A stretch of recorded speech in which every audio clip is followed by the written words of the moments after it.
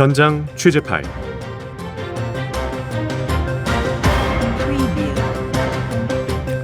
가톨릭 평화방송 보도국의 맹형균 기자와 함께하겠습니다. 어서 오십시오. 네, 안녕하세요. 윤석열 대통령의 순방 일정을 한번 따라가 보죠. 지금 옮겼죠, 스위스로? 예, 맞습니다. 3박 4일간의 아랍에미레이트 연합 방문을 마치고 스위스로 이동했고요. 현지 시간으로 어제 도착했고 곧바로 취리히에서 동포 간담회 행사에 참석을 했습니다. 또 윤 대통령은 취리히에서 스위스 다보스로 한 번 더 이동을 하는데요. 오늘과 내일 세계경제포럼 연차 총회 다보스 포럼에 참석을 합니다.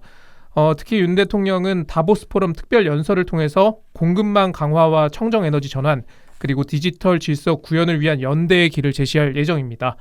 그리고 전 세계 2,700여 명이 참석하는 대규모 포럼이니까요. 홍보하기도 매우 좋겠죠. 2030 부산 엑스포 유치를 위한 외교 활동에도 나설 예정입니다. 네, 다보스 포럼은 바티칸에서도 주목하는 행위라고요? 예, 맞습니다.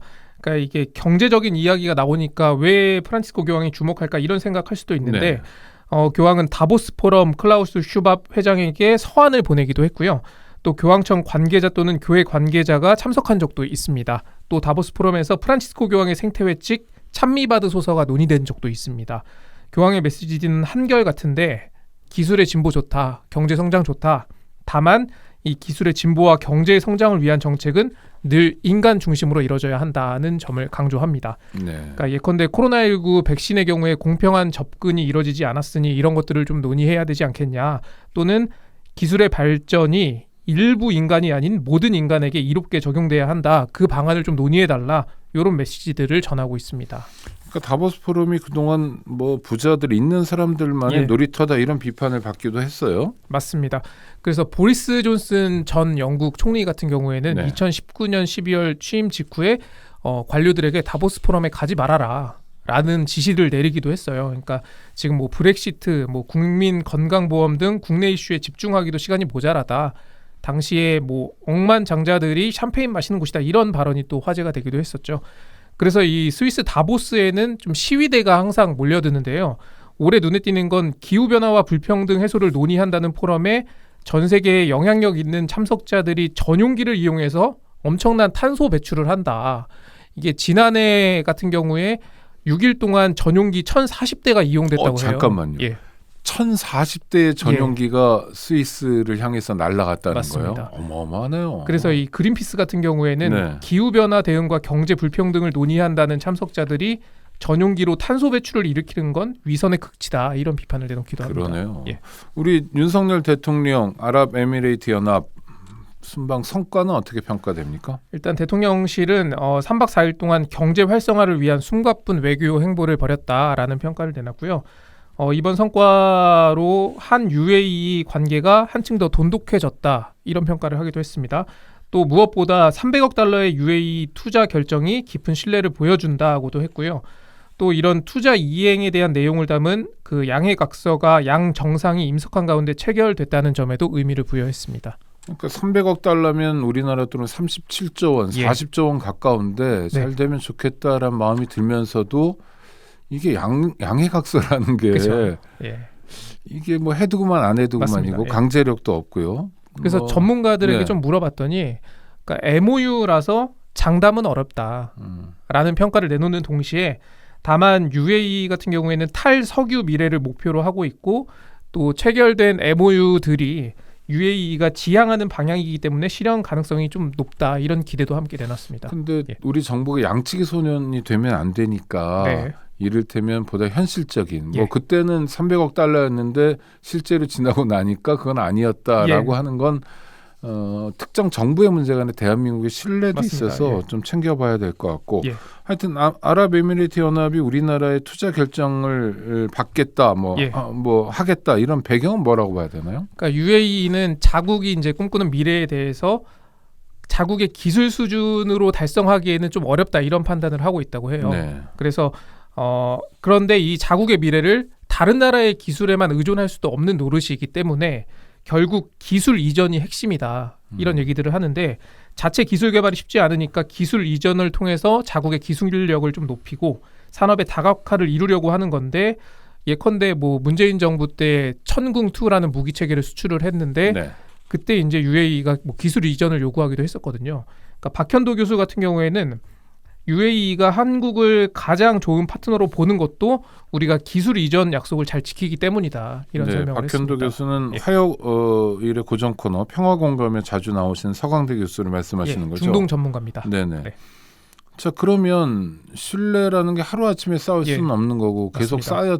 쌓였는데 여전히 외교와 관련해서도 지난 정부 탓을 하고 있어요. 윤석열 정부에서요. 네. 그러니까 김성한 국가안보실장이 현지에서 브리핑을 했는데 양국 관계의 중요성과 잠재력에도 불구하고 지난 5년간은 탈원전 정책 등으로 인해서 한 UAE 관계에서 가시적 진전을 보기 어려웠던 것이 사실이다라고 말했습니다.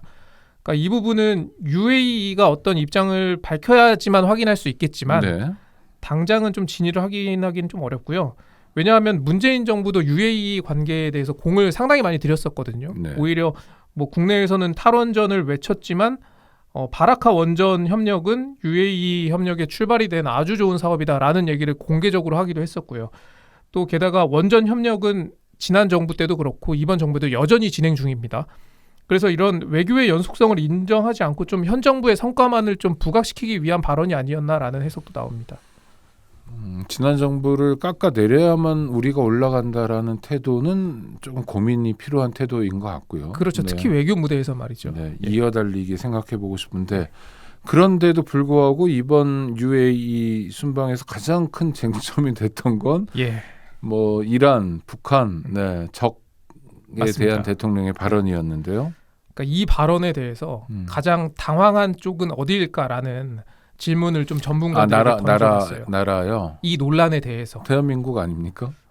근데 전문가들은 우리나라 외교부도 아니고 이란도 아니고 UAE가 가장 당황했을 것이다라는 평을 내놨습니다. 어떤 의미죠? 그러니까 이 발언은 이란 그 외무부 대변인이 윤석열 대통령을 향해서 오지랖이 넓고 무지하다라는 비판까지 내놨잖아요. 이건 심각한 비판이죠. 완전 무지 뭐 이런 표현을 썼다면서요. 근데 외교부에서 펴내는 UAE 개황이라는 책이 있는데 보통 대통령 순방을 따라가는 기자들에게도 가기 전에 배포가 됩니다. 좀 그 나라에 대해서 공부 좀 하라고. 근데 여기에 보면은 UAE는 이란을 최대의 잠재적 위협으로 인식하면서도 실리적인 경제 관계를 구축하며 양국 관계를 관리해 나가는 중이다라고 되어 있습니다. 이미 참고서에는 다 답이 나와 있군요. 그러니까 적이라고는 안 돼 있는 거죠. 근데 그리고 2022년 9월 29일자 교수신문을 보면요. 성일광 서강대 유로메나 연구소 책임연구원이 기고한 글이 하나 있는데요. 이 제목이 UAE 대 이란 대탕트 시대 도래 하나라는 제목이에요. 그러니까 지난해 8월에 UAE와 이란이 외교 관계를 복원을 했고 그 배경에 대해 설명하는 글인데 그러니까 UAE의 외교 기조는 다른 걸프 국가와는 달리 팔레스타인 문제나 이란 핵 문제에 함몰되지 않고 매우 유연한 태도를 보여왔다라고 적혀 있어요. 그 이유로 그러니까 미국과 이란의 핵 협상과는 별개로 이란의 미사일과 드론이 언제든지 자국의 위협이 될 수 있으니까 그런 점을 UAE가 이미 잘 알고 있었다라는 점을 지적을 하고요. 심지어 UAE와 이란의 고위급 대화는 UAE가 먼저 제안해서 이뤄졌고 그게 6년 만에 결실을 보게 됐다라는 설명까지 덧붙입니다. 그러니까 영내 긴장을 줄이려는 대화가 UAE 주도로 진행이 됐다는 건데 여기서 너네 적은 이란이야라고 얘기를 하게 된 거죠. 그렇게 말한 분이 대한민국 대통령이었는데 실제로 아랍에미리트 연합 입장에서는 이란하고 잘 지내고 싶은 게 뭐 이란이 공격을 할 능력을 갖추고 있기 때문이기도 한 거 아니에요, 그렇죠? 그러니까 이란이 사우디 그 최대 정유시설 아람코를 공격한 모습을 직접 보기도 했고요. 그러니까 미국의 방공 시스템을 무력화시키면서까지 공격을 했으니 당연히 이란 위협에 대해서 UAE 입장에서는 대화로 돌아설 수밖에 없었고 이란도 미국의 경제 제재로 어려움을 겪었으니까 주변 국가와의 화해가 필요했던 그런 게 맞아 떨어졌다고 볼 수 있는 건데 이런 상황에서 자국을 국빈 방문한 한국의 정상이 UAE 적은 이란이다라고 하니까 물론 우리 장병들 앞에서 뭐 격려 차원에서 했다고는 하지만 이런 얘기를 하니까 UAE 입장에서는 화들짝 놀랄 수밖에 없던 거죠. 뭐 어느 나라 정상이 일본이나 중국에 가서 니네 나라 적은 대한민국이야라고 말하면 우리 입장은 뭐가 되죠? 맞습니다. 그러니까 우리나라에서도 사실 국방백서에 북한을 적으로 표현하느냐 마느냐에 대해서 뭐 그 논란이 계속 되어왔죠. 있죠. 근데 이게 논란이 되는 이유는 외교적인 공간을 넓히는 의미가 있다라는 거예요. 그러니까 뭐 윤석열 정부에서 만약에 북한과 대화를 할 경우에 너네 적하고 대화하는 거 아니냐 이런 비판이 나올 수도 있는 거잖아요. 그러니까 그런 차원에서 좀 이 외교적인 공간을 좁혔다는 또 문제가 있고요. 그리고 문재인 정부도 좀 뭐 국민을 갈라치기 한다라는 비판이 일부 있었지만 윤석열 정부도 좀 더하면 더했다라는 비판도 나오는데, 그러니까 국내 정치도 이렇게 이분법적으로 바라보는 대통령의 시각이 또 외교 무대에서 다시 한번 드러났다, 이런 해석들이 많이 나오고 있습니다. 그래서 박현도 서강대 교수 같은 경우에는 우리가 UAE와 이제 형제다 막 이런 얘기를 윤석열 대통령이 하지 않았습니까? 근데 UAE 같은 경우에는 피하 구분이 어려운 이런 국제 사회의 현실을 직시하고 좀 외교적으로는 뭐 사이가 안 좋지만 풀어 나가려는 노력을 하는데, 대통령이 UAE를 방문한 만큼 우리 외교도 이런 식으로 좀 유연한 현명한 움직임을 보고 배워야 하지 않을까 싶다라는 평을 내놓기도 했습니다. 그렇죠. 적어도 대통령 입에서 다른 나라를 적이라고 부르는 일은 없어야 될 것 같습니다. 자, 보도국의 맹형균 기자와 함께했습니다. 수고하셨습니다. 고맙습니다.